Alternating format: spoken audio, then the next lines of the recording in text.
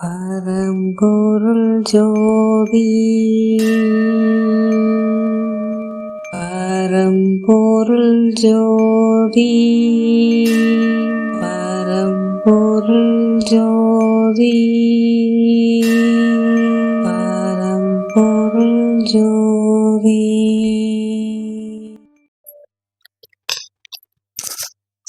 இறைவன் மீது அன்புடையவருக்கு வணக்கம். எனது பெயர் சிங்கை மீனாட்சி, விழுப்புரத்திலிருந்து உரையாடுகின்றேன். மகான்களின் மகத்துவம் பகுதி 33. பரம்பொருள் ஜோதி பரம்பொருள் ஜோதி பரம்பொருள் ஜோதி பரம்பொருள் ஜோதி பரம்பொருள் ஜோதி பரம்பொருள் ஜோதி பரம்பொருள் ஜோதி பரம்பொருள் ஜோதி. அதாவது மகான்களை பற்றி நினைப்பதற்கும் மகான்களை பற்றி உரையாடுவதற்கும் அரும் பாக்கியம் செய்திருக்க வேண்டும். அந்த பாக்கியம் எமக்கு கிடைத்தமைக்கு மிக்க மகிழ்ச்சி அடைகின்றேன்.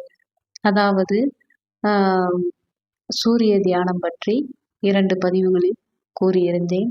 தற்போது அதே சூரிய தியானம் பற்றி தான் கூறிக்கொண்டிருக்கின்றேன். தியானங்கள் என்பது இந்த மாதிரி உடலுக்கு தேவையான கல்வி அறிவுகளை அனுபவமாக பெற வேண்டும்.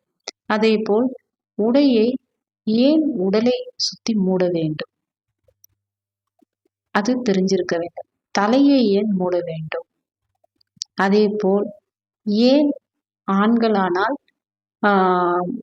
முடியை நறுக்காமல் மொட்டையடிக்காமல் இருக்க வேண்டும், அதே போல் தாடி மீசையை நீக்காமல் குறைத்து கொண்டு ஏன் இருக்க வேண்டும், அதே போல் உடலுக்கு தேவையான சத்துக்களை சேகரிக்க என்னென்ன பயிற்சிகள் இருக்கின்றன, இவையெல்லாம் அறிந்திருக்க வேண்டும். இந்த மாதிரி உடலுக்குன்னு ஒரு சில சேவைகள் அவரவர் உடலுக்கு செய்ய தெரிஞ்சிருக்க வேண்டும். அதே போல் எதனால் ஒருவர் கையிலிருந்து ஒரு பொருளை வாங்கக்கூடாது என்ற அனுபவம் என்ன கத்து வைத்து உள்ளது இந்த உடல். 2வது,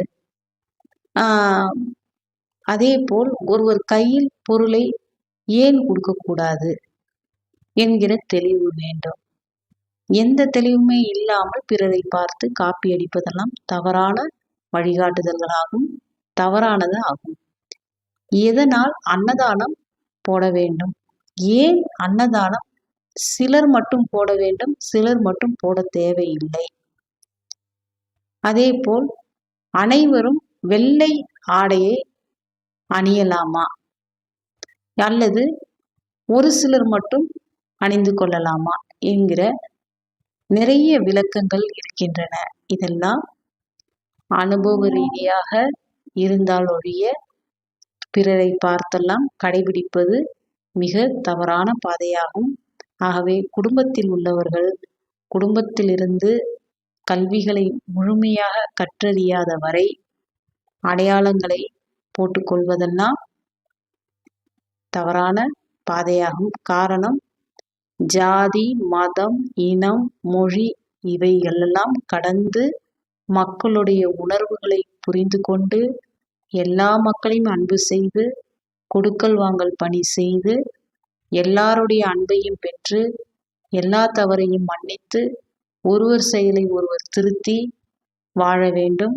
அப்பொழுதுதான் நமக்கு எல்லா தேவைகளும் இருக்கின்றதனால் நமக்கு அந்த தேவைகள் பூர்த்தியாகக்கூடும். ஆகவே ஒவ்வொரு பிறப்பிலும் ஒவ்வொரு விதமான இடங்களில் பிறந்திருப்பார்கள், பிரிவுகளில் பிறந்திருப்பார்கள். ஆகவே போன பிறப்பில் எப்படி பிறந்தார்களோ என் கூட பிறந்தவர்கள் மற்ற இடங்கள் மற்ற பிரிவுகளில் பிறந்திருக்கலாம். ஆகவே அதெல்லாம் கொடுக்கல் வாங்கல் பணிக்காக செல்ல வேண்டியிருக்கும். ஆகவே அடையாளங்களை போட்டுக்கொண்டால் அவர்களை நெருங்க முடியாமல் போய்விடும். அப்போ நமக்கு தேவையான நல்ல விஷயங்கள் கிடைக்காமல் போய்விடும். அந்த அடையாளங்களே நமக்கு மிகப்பெரிய தடையாக நிற்கும் என்பதனால் அடையாளங்கள் அவசியம் இல்லை.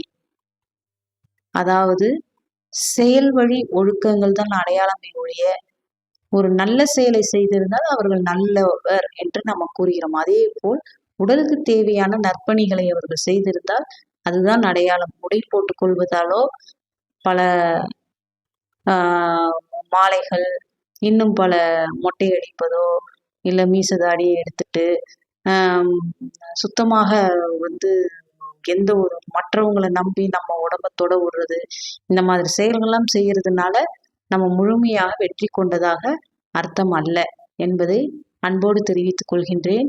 ஆகவே உடல் என்பது மிக மகத்துவமானது.